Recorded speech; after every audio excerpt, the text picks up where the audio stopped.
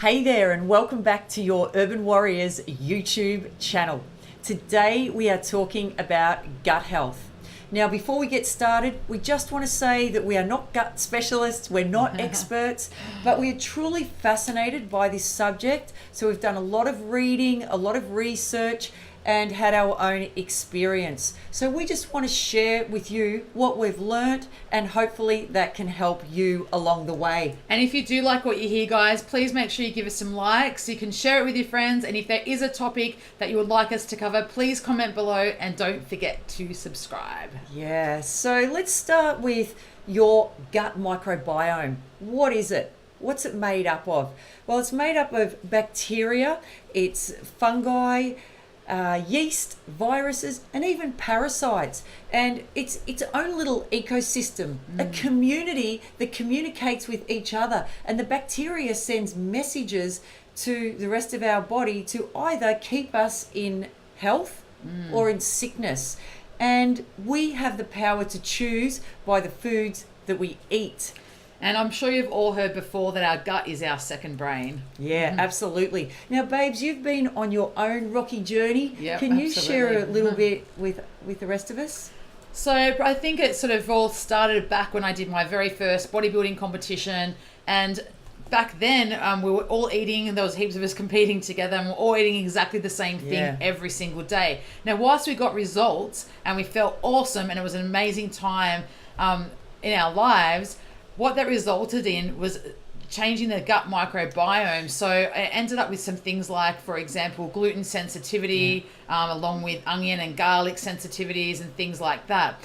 So what we learned from that was because we were eating the same thing all the time, what we learned from that is that we need to change the foods that we're eating. So having an abundance of color, a variety of vegetables, fruits, proteins, carbs, fats, that's what our bodies thrive on. So if you're eating the same thing every day now, please stop and start introducing lots of more variety. Yeah.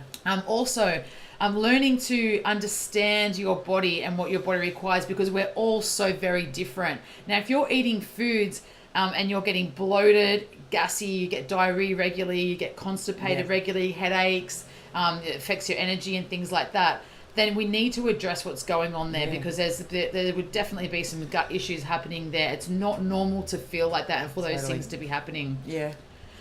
So what I did was I kept a food diary, and I was writing down the time I was eating and how that food made me feel. I also went to an amazing naturopath, healer and doctor, and had some tests done and really discover what was going on, because sometimes it's actually healthy foods that aren't quite agreeing with us, and that they can affect us in all types of forms. So it's really important that we do address it and get down to the bottom of what's actually going on, because it can affect our results, it can hinder our progress, and it can basically make you feel like shit. 100%. So and no one needs to feel like that. So the other part that I wanted to share with you about the journey was that something that doesn't get addressed often enough. Now, your training and nutrition can be totally on point, and this is something that I've just experienced over the last 12 months. But not addressing something that's so important and that happens to a lot of us is stress.